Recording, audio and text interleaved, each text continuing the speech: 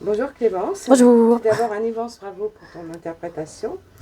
Je t'avais déjà découvert à Paris dans ton spectacle, c'est ton One Man Show dans Ouais. Authentique. One Man Show, ouais. Et on avait beaucoup ri. Aujourd'hui, tu nous surprends ton public en choisissant un sujet dramatique, inspiré de faits réels.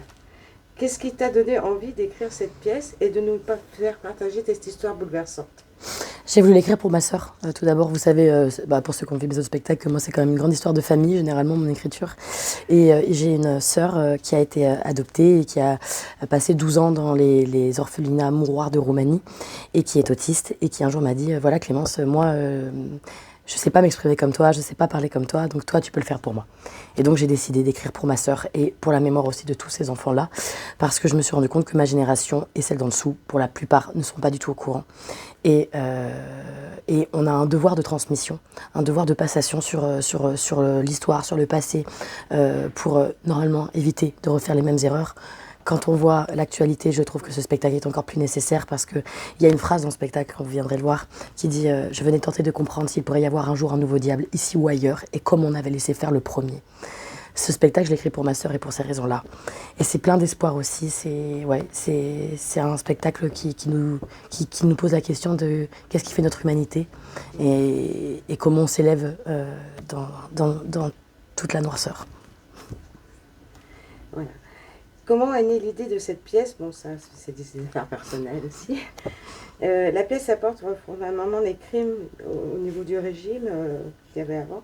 Comment avez-vous travaillé l'aspect historique?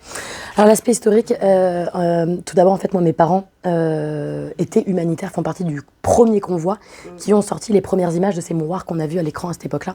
Donc ma maman était médecin et mon père directeur de convoi, donc eux m'ont rapporté énormément d'histoires, d'interviews. J'avoue que j'ai aussi écouté énormément d'interviews de Roumains. On peut en trouver beaucoup sur Internet d'enfants qui ont été là-bas, d'autres personnes qui ont vécu la Révolution, etc.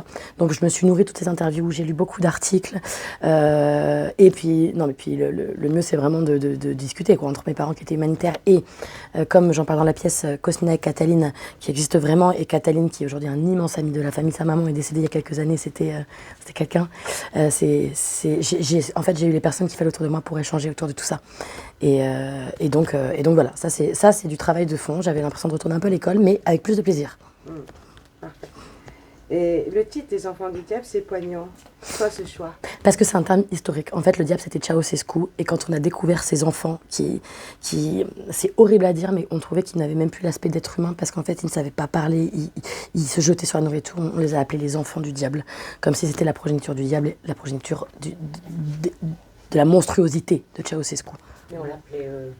On l'appelait Dracula. Tu veux poser une question? Il avait un autre nom. Le commandant, non. Oh, ça, il en avait plein, oui. Il en avait plein. Il en avait plein, mais celui le plus connu, c'est on l'appelait quand même, on l'appelait Dracula. Le public est très ému à la sortie. Comment vous ressortez? Comment vous Oui, rien de poser la question, moi ça me... En fait... Et vous aussi d'ailleurs. Ouais, en fait, chaque salut pour moi est particulier. À chaque fois, je me dis ne pleure pas. Parce que je n'oublierai jamais la première des Enfants du Diable où il y avait ma sœur dans la salle. Et je la vois pas quand il rentre. Donc voilà, je fais le spectacle et vraiment, ça s'arrête. Je lève la tête. Hop. Et puis, on lève la tête. On lève la tête et on n'a plus de lumière, mais c'est pas grave. Et ça revient. Et ça revient. Et on lève la tête et en fait, je vois ma sœur vraiment en train de serrer mes parents. Et elle a aujourd'hui 43 ans. Je la revois comme si elle avait 12 ans. Et en fait, à chaque fois que la pièce se finit, moi, j'ai cette vision dans les yeux et je sais pourquoi je joue et pour qui. Et en fait, à chaque fois, je suis bouleversée. Et quand je vois que le public est au rendez-vous, que eux aussi, en fait, ils sont avec moi dans cette histoire, etc., de voir que bref, je suis très émue. Je comprends. C'est beau en fait. Ouais, c'est beau, c'est trop beau, ces moments-là, ils sont exceptionnels. Moi aussi, je suis émue. On s'aurait ému de cette pièce. Il y a un peu d'humour aussi, c'est ce que... Ouais, j'ai voulu, en fait j'ai vraiment voulu mettre cet aspect, la famille, qui est aussi quand même un gros sujet dans la pièce, de la reconstruction, de ces liens qui nous élèvent et qui nous font mal aussi, de comment on renoue les liens, comment on guérit. Et la famille, c'est ça aussi. Moi, je les vois, les disputes, que ce soit avec mon mari, avec mes parents, avec un frère. Ça peut être très violent, mais on s'aime tellement qu'à un moment, le soufflet, on sait mettre du rire et du sourire dans des moments les plus graves parce qu'on en a besoin et qu'on sait les faire avec ces gens les plus proches. Et c'est ça que je voulais mettre là-dedans parce que moi, ce que je voulais raconter, c'était plus large que simplement faire pleurer ou faire du pathos. Non, non, non, non, non, je voulais pas ça. Moi, je voulais vraiment raconter une histoire, je voulais vraiment raconter des liens tels qu'ils sont dans la vraie vie. Et ça, c'est bien, en tout cas, on le ressent profondément. Trop bien. Merci Clémence. Et je pense que le spectacle va partir à Paris après. Ouais, on va être de novembre à mars au Studio Eperto à Paris. Donc, ah oui, c'est super chouette.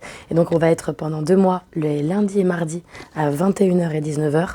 Puis pendant 2 mois, les mardis et mercredis à 19h et 19h. C'est bien. Ah bah, on viendra, on en parlera. Ah bah, avec plaisir, je compte sur vous. Merci beaucoup. Merci.